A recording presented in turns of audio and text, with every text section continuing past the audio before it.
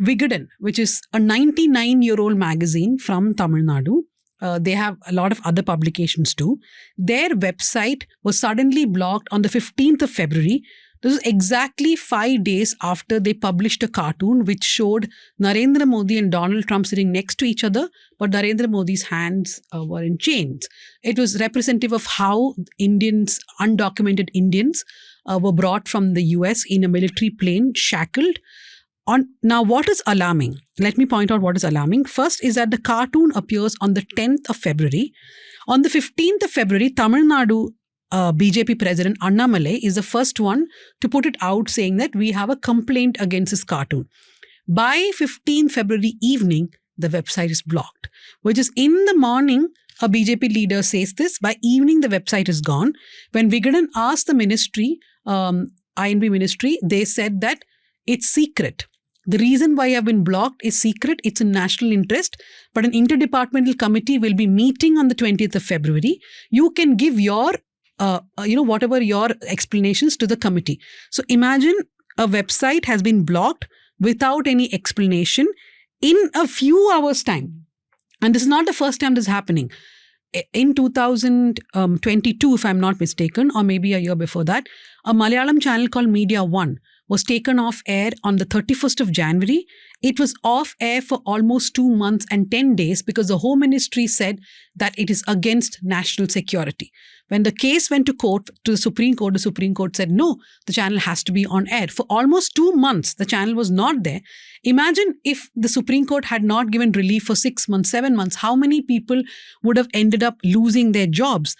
And the entire misuse of this Section 69A of the IT Act, which is what the government is using. This gives emergency blocking powers to the central government, or any official with the central government can just block anything. To a lot of people have been saying that, but this is against national interest. You have portrayed the Prime Minister in chains. KV, your thoughts about this first? Of course, the first point that you made, this coming within hours of a BJP leader raising this issue, this is also a part of a pattern. Most complaints come from a certain political party, and government officials follow suit. This is the familiar pattern. It had happened in many instances. If you see most of the speech-related curbs imposed by any department, whether it's the IT, as it is now, or the Information and Broadcasting Minister in the case of Media One, most of these things start with a political statement against a particular outlet, and this translates as official action, because the bureaucracy is basically often it springs into action as soon as a complaint is received from a certain quarter. That is the first thing. And secondly, of course, this cartoon, as anyone would see, is very, very a familiar form of political satire. I have seen prime ministers and chief ministers being depicted in far worse light than this. This was actually it was quite obviously symbolic. The symbolism cannot be lost on anyone, because the whole thing is a reference to the deported Indians being shackled, and the corresponding, the supposed genuflection of the Prime Minister before the US President. I mean, this was so obvious that it's surprising that they took offense to it. Because in words, in political statements, in tweets, in posts, many other people have said the same thing. The only reason this seems to have been blocked is that it makes it symbolic rather than literal. That's the only thing I can... In any case, cartoons, they are a form of political communication which has always been given a greater latitude than a whole article. And this has been a tradition for long, and there have only been 2 or 3 instances of cartoonists being targeted by the state. In this case, the whole website has been blocked because that is the main power available to them right now. Because, as you said, Section 69, 69A is there for them. And this intermediary rules, blocking rules, that also has a provision for an emergency measure, even though the main provision requires giving a hearing to the person concerned before blocking a website. But they also have emergency powers to block first and then seek an explanation. these are all provisions which are tailor-made for situations like this. But the real issue is, this is closely aligned to a political ideology. Once again, this has happened in the past. You remember the same Ananda Vikatan group was, hauled up in the assembly, it's the Tamil Nadu assembly, for a cartoon that made a disparaging reference to politicians of the time. And all the MLAs got agitated and they sentenced him to prison. That, of course, once again, many years later, it was set aside by the courts. So that kind of, political class taking offense against a cartoon or an article is somewhat different from the times that we now live in. It's posited on a belief that the Prime Minister is beyond certain category, beyond criticism, and there are certain things that which cannot be tolerated by the state. And the whole issue of how, the reasonable restriction as a limit on free speech and free expression is often perversely invoked to say, how can you say this about a Prime Minister? How can you say this about the VP? How can you say it about a minister? I mean, it is this attitude that is really disturbing. And I don't think this will even survive judicial scrutiny, because anyone can see that, this is not inflammatory, this is not defamatory, except in the eyes of those who believe that the PM can do no wrong. And I don't think they care about judicial scrutiny, right? The entire point is to act, and then in the court we'll see it will obviously fall through. So many such cases have fallen. But no, there's a larger agenda here, right? This is also one to make an example of other people who are in this case, rightfully mocking the Prime Minister, because decency cannot be something that only he has. Dignity is not something only that it's a special privilege of the Prime Minister. We had people undocumented, although Indians being brought back, and their turbans were removed, they were shackled. So why is it that they're not allowed this dignity? That's first point. But even legally speaking, like you rightly said, under the same, Section 69A of the IT Act, you cannot use morality and decency as grounds of clamping down, which is what they've done in this case. No, I think they have used national security. National security is that magic word they invoke every time. What does that mean? It's such a vague term. They slap it on all of us. Suddenly, how does it become a national security issue? Because it is insulting the Prime Minister in the eyes of the global powers, whatever it is. Do they think it's not happening otherwise? Are they seriously that naive and stupid? No, but what I want to point out is something that KV said. He spoke about the Ananda Vikatan cartoon. This was in 1987 when they showed a cartoon which compared an MLA to a pickpocket and an MP to a dacoit or something like that.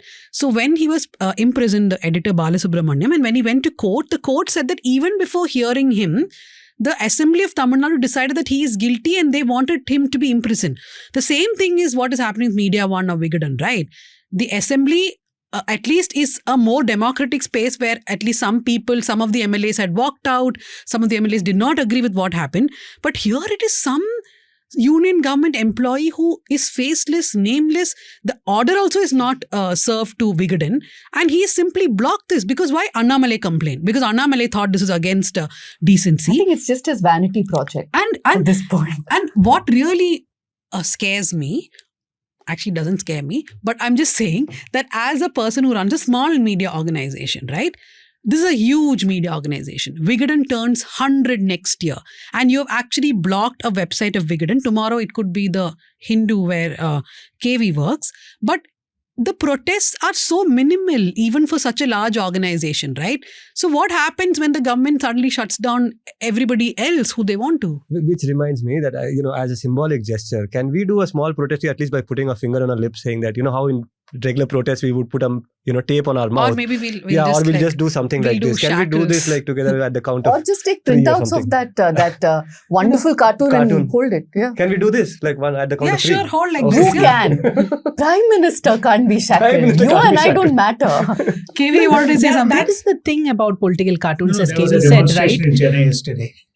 So Journalists demonstrated. No, I know. There was a demonstration yesterday in Chennai. No, I know there have been protests by journalists. The Editors Guild of India has given a statement. Many politicians have. But I feel that that outrage is for 2 days, 3 days. And like in Media One's case, at least Vikatan is getting more support than Media One did, because Media One is owned by the Jamaat. Right. Everybody was a bit more quieter, I thought, in that case, because what if is a question, right?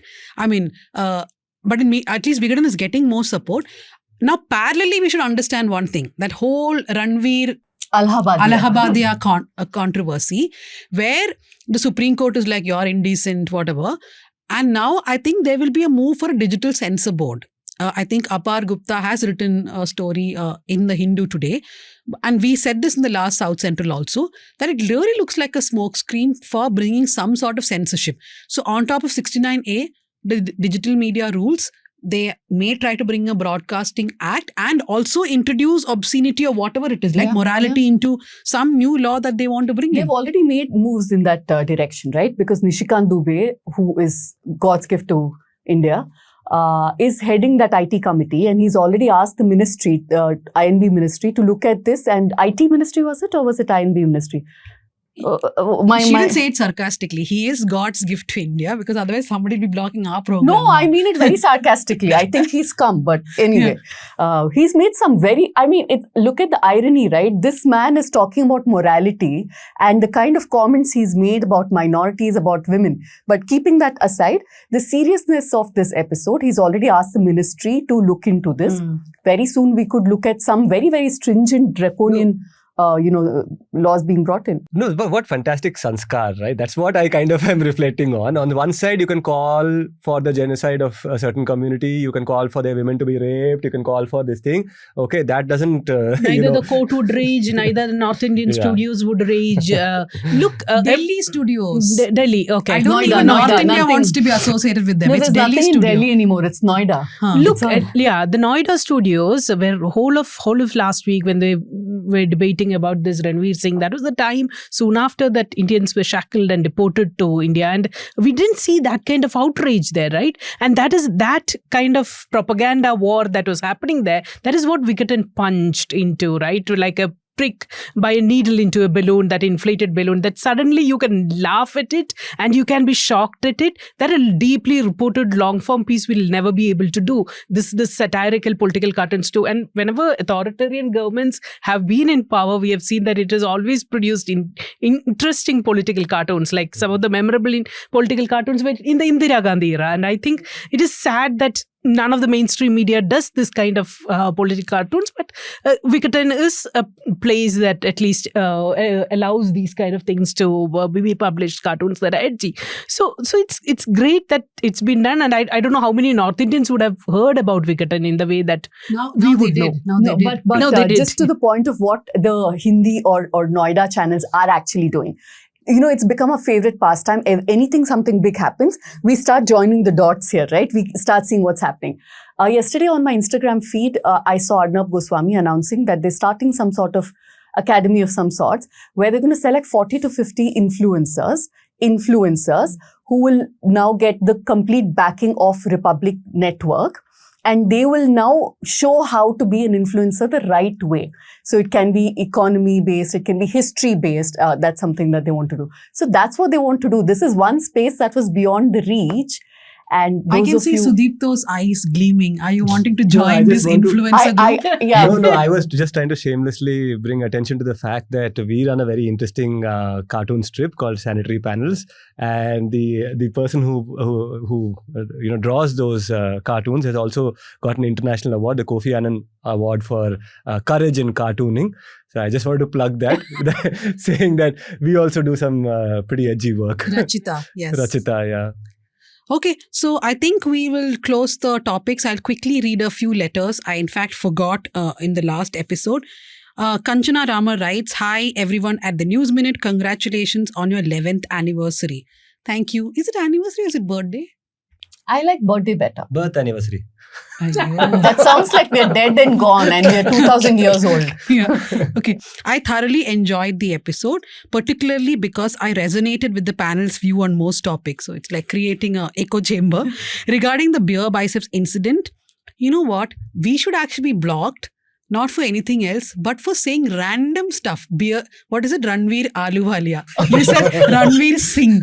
I don't think anybody has got his name Now we call correct. him, now we call him Whiskey Triceps. The man who was awarded the creative of the year. by Creative PM. of the Yeah. year, Regarding the beer biceps incident, I don't believe it was isolated. It seems to be a precursor to exert control over independent news organizations. Everyone in my family were rolling their eyes when I was expounding on the conspiracy theory. It's not conspiracy, Kanchana. We think this is going to come true. On the subject of Infosys layoffs, I feel that there is general disdain for blue-collar work in India. Jersha Grace writes, hello team, I really enjoy the South Central podcast. I always learn a lot from the discussions. I love Danya's inputs because I feel like my perspective is represented in the panel. Thank you, Jersha.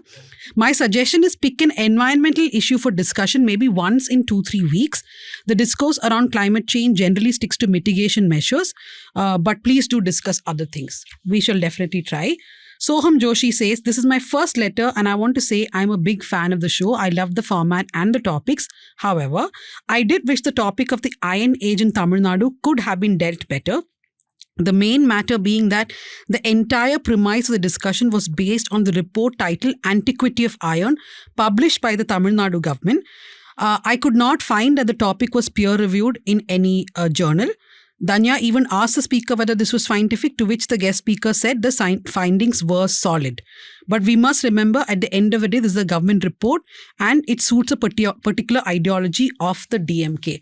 KV, you want to add something on it? Because there was an article which I saw saying that this is not peer-reviewed and it was going viral. All the right-wing guys were sharing it. This question has been raised. Many of these findings concerning archaeology in Tamil Nadu appear to come through government reports. I'm not sure, I'm not familiar with the academic scene in archaeology, but it's a fact that these findings are not published in journals of archaeology which are peer reviewed. They are released to the public by the government itself. Whether it casts a shadow on its validity, I am not able to say. But it's a fact that it hasn't appeared in journals. Okay, Neeraj writes from Haryana. He says, as someone from Haryana, I've always been interested in news from across India, not just my own region. It's a long letter. I'm just going to condense it. I completely understand the frustration that many in the South feel about the lack of representation in national newsrooms. Actually, there's no lack of representation as human. Lack of focus, I would say. And lack of focus. A lot of South Indians are there. Perspective and narrative. Well, That's the Malayalis problem. and Bengalis are editors Yeah, in newsrooms every are other filled with newsroom. Malayalis, Yeah. whichever it is. Tamilians also, a lot of them. Yeah. But they not all start Tamilians. speaking Hindi there in English newsrooms. However, I would also like to say that not all North Indians fit the stereotype of being ignorant or dismissive of South India. There are many of us genuinely who want to consume news from all parts of the country, who respect and appreciate the diversity of languages, cultures and perspectives that India has to offer. That's very nice of you, Neeraj. But he says it would be unfair to judge all North Indians based on the actions or biases of certain individuals or media houses. But we don't. We I don't hold sometimes it have to against all apologize North for Indians, my yeah. comments on that front, maybe. I think Leena did, and I said it's not all North Indians, it's North Indian politicians. That was a mistake on Leena's We part. stood with Punjab when the farmers were being beaten up. We felt very strongly. So there are a lot of North Indians we strongly relate with. Do Punjabis call themselves North Of course, Indians? they are North Indians. Not geographically, but I suppose they don't they identify are with geographically the, as well. No? Okay, Sudipto, for you, it's coming. Hold on. Sri Kanda writes, Dear South Central, just finished listening to episode 14. Tara Krishnaswamy's insights were valuable but somehow not appreciated by the left liberals on the panel, which is me and you. Has anybody done a caste census of young engineers who get a pink slip? Tara's twist that Infosys Narayanamurthy embodies old upper caste men's attitude just does not make sense. Tara criticizes Narayanamurthy as an upper caste daddy who likes to impose his views on the society was uncalled for. Sudipto's point on Savarna capitalism is at best a half-truth. IT industry is not a Savarna or white Christian idea. There is disproportionate representation of white Christian or upper caste men in open market sectors all over the world. Why doesn't Sudipto also say that affirmative action and the public sector neglect has made PSUs and universities a ground for caste politics? Anti-caste politics, you mean? Final letter, Sri Iyer. While it's fab to have a South Force discussion, there are gaps I feel that can be fixed. More representation of Kerala and Karnataka. Woohoo! Hey, Kerala has too much Kerala and representation. Karnataka. Karnataka needs more representation here. and to some extent Andhra Pradesh. I agree with that, yeah. Very, very less deep conversations and representation of Tamil Nadu. While most guests are Tamil journalists, conversations and insights about Tamil Nadu seem less. This episode does it. Two discussions about Tamil Nadu. Who is being represented then? I'm just a letter, right? Okay, thank you for these letters, the criticism and the good things that you have to say. We'll read more letters. Write to us at southcentral@thenewsminute.com. Finally, we go to the recommendations. So, Instagram has been prompting me a lot with the Mrs. web launch. Sania Malhotra doing the Great Indian Kitchen redo in Hindi. And very rarely has a Hindi remake really caught my interest because they always take great Malayalam works and then ruin it in every other language. But what I like about Sania and how she has, I haven't seen the film, of course, but what I see of little bit snippets of it, I think she has brought that body language and that, simmering anger and discontent that women often, however high achieving you are, once you are assigned this kitchen duties and you are constantly measured against what you produce from that kitchen, whereas we all go through the same kind of education system, aspire to the same things in life, but after marriage how that turns against a woman. I think Sania really has tried to bring that in, but I would recommend still Jio Baby's The Great Indian Kitchen because I think it's a masterpiece in the making. I like how you recommended a movie without watching it. Yeah, but I recommended Great Indian Kitchen, which I've watched. Yeah, Sudipto? I'll recommend the comedy special by Manjeet Sarkar. It was released just less than a week, or I think about a little over a week, around about a week ago. What's special about it is that it's a perspective. So in the question of the partition of India, we just hear the Hindu-Muslim binary. The fact that, thousands of quote-unquote, untouchables or lowered caste people were just crushed in this entire process is something that doesn't get enough prominence. You will find a lot of partition narratives from people sitting in CR Park in Delhi, for example, about Bengal. All the Bhadralok Bengalis sitting in CR Park will give you this whole, we had so much of land in Bangladesh which we lost. We don't get the perspective of people who, Dalits, Namushudros, who came in. This comedy special, I think, is a very dark satire commentary on what successive governments, primarily the CPM in Bengal, did to the refugees who were coming in from Bangladesh. I think you should watch 2 interviews by the BBC. One, of course, of former CJI Chandrachud, DY Chandrachud, and the latest one that's been released yesterday, was it today, of Omar Abdullah. And I think we all need to watch it again and again to remind ourselves what interviews should look like. So I want to recommend this article in The Guardian. It's really fascinating. It's about the right-wing roots of the Silicon Valley and whether it's headed for techno-fascism. I had no clue about some of the stuff which happened in the 90s and all that, the Silicon Valley, where they were against even recruiting women. And the kind of backlash, how many of the tech giants came together. It's a fascinating read, especially considering what is happening now with Elon Musk and others taking center stage. So that's it with the recommendations. And remember, a new episode drops every Friday. And this Friday, we'll be turning 11 as you watch the episode. We have an offer. If you take an annual subscription, you get one absolutely free. You can give that to a friend, family member, anyone you wish. But do take the subscription because it's how you tell us that we matter to you. Also listen to Modi ji, because if you've been following his US trip, he spoke about how 1 + 1 is 11. That's Modi plus Trump is 11. So he's basically advertising for us and he's saying, be a good citizen, go and pick up a subscription. Listen to Modi ji. Vignesh and Dhanya are 1 and 1. Dhanya is 1. Okay, we are Vignesh going to is 1. stop the bad jokes. Thank you very much for joining South Central.